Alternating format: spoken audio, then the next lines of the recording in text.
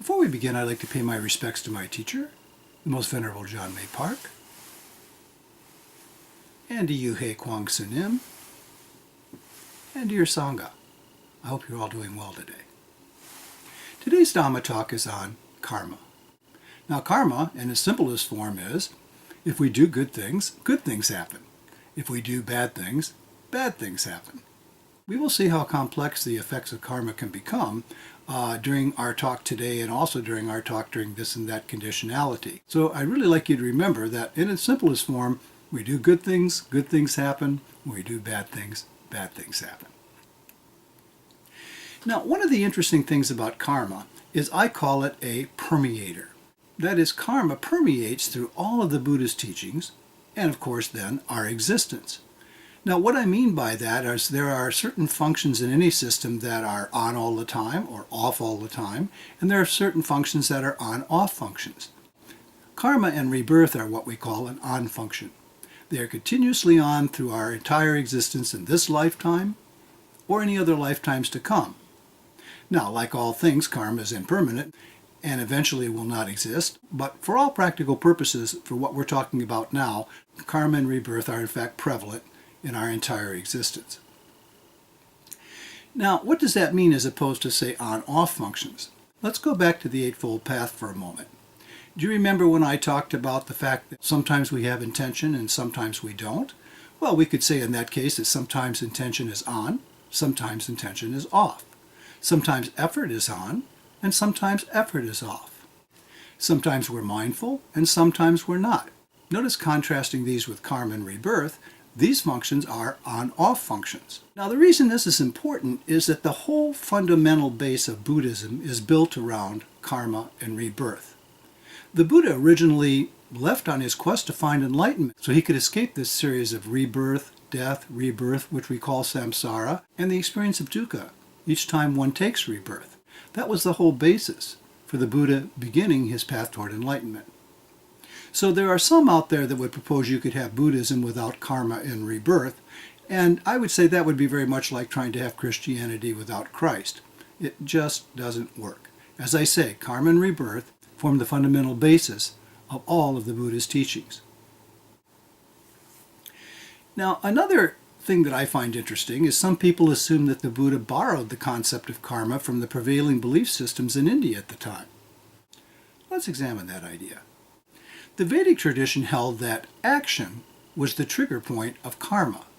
The Brahmins, who were the priests at that time, purported the idea that to ensure positive outcomes to karma, one must have the appropriate ritual performed for the appropriate occasion. For example, funerals, weddings, birthdays, religious days, festival days. All, as far as the Brahmins were concerned, needed a ritual in order for one to receive the positive outcomes of karma. And for a fee, they, the Brahmins, were more than happy to perform that ritual. And so for this and various other reasons, you can see why the Brahmins had a vested interest in karma being action.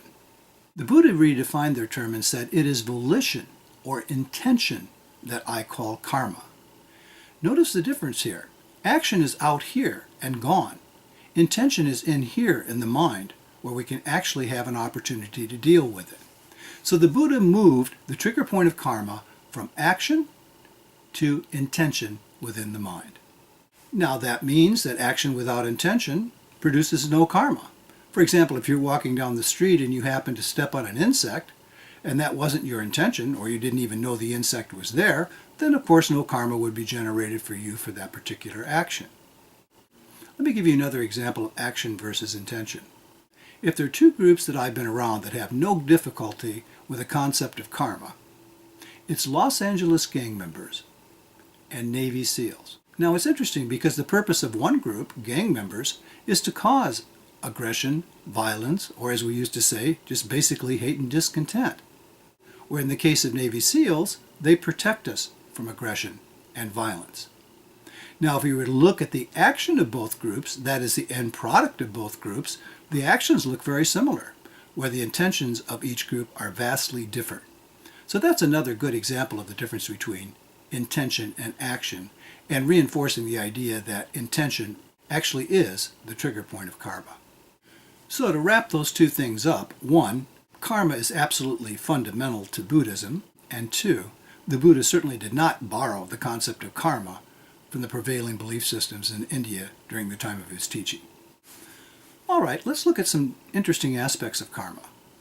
It's important to note that if we have a sustained thought, a sustained intention, desiring inwardly, planning, aspiring, we have what we call mental karma. Now, what lies behind all of this is intention, even though it's internal. And the reason I bring this up is many times we'll get caught in what I call loops.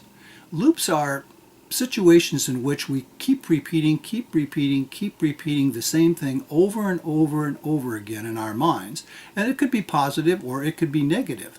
But it doesn't change. It's just a mere repetition of the same thought or series of thoughts. Now notice that in that particular case, karma is in fact being generated. One has to be aware that in the case of negative loops, one is continuously perpetuating that karma. And in the case of positive loops, there may be pridefulness in that, and one may be perpetuating pridefulness. When you find yourself caught in loops, understand that's not a productive type of mental process. And now that you understand you're generating karma with it, you should be even more aware of it as it occurs. Karma comes through three gates: body, speech, and mind. The first one is bodily. That is taking life, taking what does not belong to oneself, or engaging in sexual misconduct. The second one is verbal, and that is speaking falsehood, speaking slanderous speech, speaking harshly, or engaging in idle chatter or gossip. And the last three are mental. The first one of these is to covet. And to covet is yearning for the possessions of others. The next one is ill will, which is actively desiring harm or suffering or destruction to come to others. And the last one on our list is called wrong views. Especially fixed wrong views like we spoke of last week in terms of the first aspect of the Eightfold Path. Remember, the Buddha wants us to have right view of the Four Noble Truths. He wants us to have a right view of karma and rebirth. And if we start out on the path with wrong view, then we are walking down the wrong path. Now, let's evaluate some of the effects of karma. Karma has three components: intentions leading to actions, their effects, and their potentialities. The effects are the results of karma, which can come at any time, including much later. That means that karma is waiting for an opportunity to ripen. Now, the lag time between the two is the potentialities that exist in our mental continuum. The causes and conditions have to occur for karma to ripen. Karma has a tendency to develop like seeds, pushing for an opportunity to sprout, but not all seeds necessarily ripen. Karma is subject to the play of living forces, so there is a lot of room for variation. Now, some people ask, how does karma happen? Well, it's a natural law. It's like gravity. It happens automatically as a result of skillful or unskillful action. The result is built right into the process, even though it could take lifetimes to ripen. That doesn't mean the result will be exactly the same. It could be roughly equivalent or somewhat equivalent. For example, if you take care of your elderly sick mother for a number of years, that doesn't mean your daughter will necessarily take care of you in the same way. But taking care of one's parents is probably one of the more skillful things one can do. So in terms of karma, a positive result is something you can be pretty confident in. Be well, my friends.